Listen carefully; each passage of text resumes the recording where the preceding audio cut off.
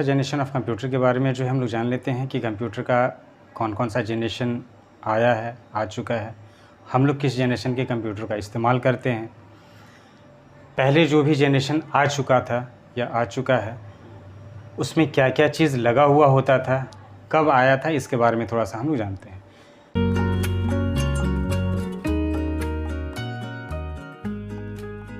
तो अभी तक कंप्यूटर का 5 जनरेशन आ चुका है, जिसमें फर्स्ट जनरेशन वो कब आया हुआ था 1946 से 1959 के बीच में फर्स्ट जनरेशन के कंप्यूटर को बनाया गया था।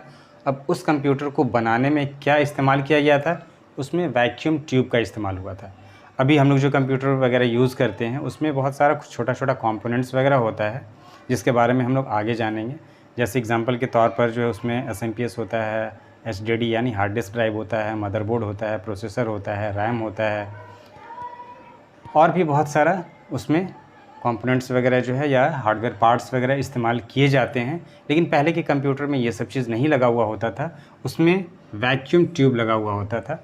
इस वजह से फर्स्ट जनरेशन का कंप्यूटर काफ़ी बड़ा होता था और इसमें काम करना काफ़ी मुश्किल होता था, क्योंकि ये जितना ज़्यादा यूज़ इसे किया जाता था उतना ज़्यादा हीट होता था इसके अंदर, जिसकी वजह से बहुत ज़्यादा ये ख़राब हो जाया करता था।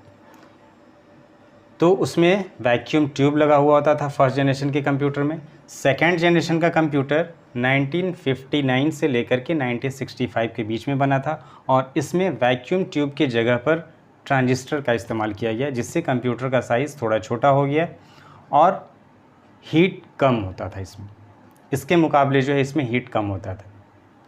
इसके बाद धीरे धीरे और इसमें जो है कुछ ना कुछ चेंजिंग किया गया, रिसर्च वगैरह होता रहता था कि और बढ़िया किस तरह से कंप्यूटर को बनाया जाए। अभी भी होता है कि कंप्यूटर को कॉम्पैक्ट कैसे बनाया जाए, उसकी स्पीड को फास्ट कैसे किया जाए, बहुत सारा अभी भी रिसर्च वगैरह होते रहता है। तो उस समय भी इसमें कुछ ना कुछ चेंजिंग किया जाता रहता था, एक्सपेरिमेंट होते रहता था। तो सेकेंड जनरेशन में ट्रांजिस्टर यूज़ होता था। थर्ड जनरेशन 1965 से लेकर के 1971 के बीच में बना और इसमें IC का इस्तेमाल किया गया। इसका फुल फॉर्म होता है इंटीग्रेटेड सर्किट। IC अभी हर इलेक्ट्रॉनिक पार्ट्स में जो है यूज़ होता है, वो एक छोटा से छोटा घड़ी हो या बड़ा से बड़ा कोई भी मशीन हो, उसमें IC वगैरह का इस्तेमाल अभी ज़्यादातर किया जाता है। इससे क्या होता है कि साइज़ छोटा हो जाता है, प्रोसेसिंग कैपेसिटी फ़ास्ट हो जाता है और इसमें वोल्टेज बहुत ही कम कंज्यूम होता है, इसलिए ज़्यादातर इस्तेमाल इसका किया जाता है। लेकिन इसमें एक चीज़ को ध्यान में रखा जाता है कि इसमें जो इलेक्ट्रिक वगैरह दिया जाता है वो कांस्टेंट हो, मतलब अप डाउन नहीं हो, वोल्टेज का फ्लक्चुएशन वगैरह नहीं हो। ऐसे भी जितने भी इलेक्ट्रॉनिक गैजेट्स वगैरह या पार्ट्स वगैरह हैं या मशीन है, ये चीज़ ध्यान में रखा जाता है कि उसमें वोल्टेज का फ्लक्चुएशन कम हो। वोल्टेज के फ्लक्चुएशन होने से वो इलेक्ट्रॉनिक पार्ट्स ख़राब ज़्यादा होते हैं उसमें।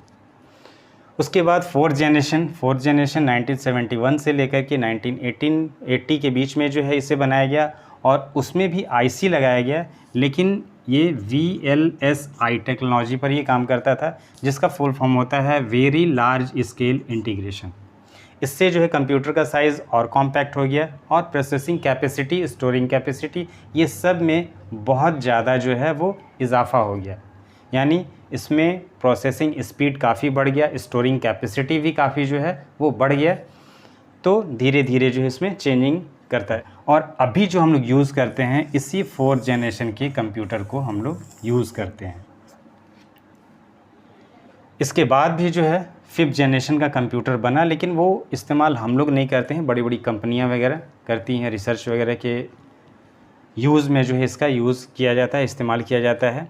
ये 1980 से लेकर के अब तक इसमें कुछ ना कुछ चेंजिंग किया जा रहा है, कोशिश किया जा रहा है कि इसको और बेहतर बनाया जाए और ये अल्ट्रा लार्ज स्केल इंटीग्रेशन पर इसको जो है बनाया गया। इसका फुल फॉर्म होता है ULSI का। ये फिफ्थ जनरेशन का जो कंप्यूटर है ULSI टेक्नोलॉजी पर काम करती है और इसका फुल फॉर्म होता है अल्ट्रा लार्ज स्केल इंटीग्रेशन। यानी फिफ्थ जनरेशन का जो कंप्यूटर है उसे हम लोग AI भी कह सकते हैं, यानी आर्टिफिशियल इंटेलिजेंस। अभी बहुत सारा रिसर्च जो है इसी पर हो रहा है और अभी इसका फ्यूचर इसको बहुत ही बढ़िया है। फ्यूचर में हर काम लगभग इसी से अब होने वाला है। तो इसमें जिस टेक्नोलॉजी का यूज़ किया गया है वो आपका VLSI टेक्नोलॉजी का इस्तेमाल किया जाता है फिफ्थ जनरेशन में। और इसका इस्तेमाल जो है वो बड़ी बड़ी कंपनियां रिसर्च वगैरह के लिए या अपने काम के लिए इसका इस्तेमाल करती हैं, क्योंकि इसका कॉस्ट बहुत ही ज़्यादा होता है, करोड़ों रुपया में होता है, इसलिए इसका इस्तेमाल जनरल आदमी नहीं करता है। यानी हम लोग जो इस्तेमाल करते हैं ये 4th जनरेशन का कंप्यूटर को ही इस्तेमाल करते हैं।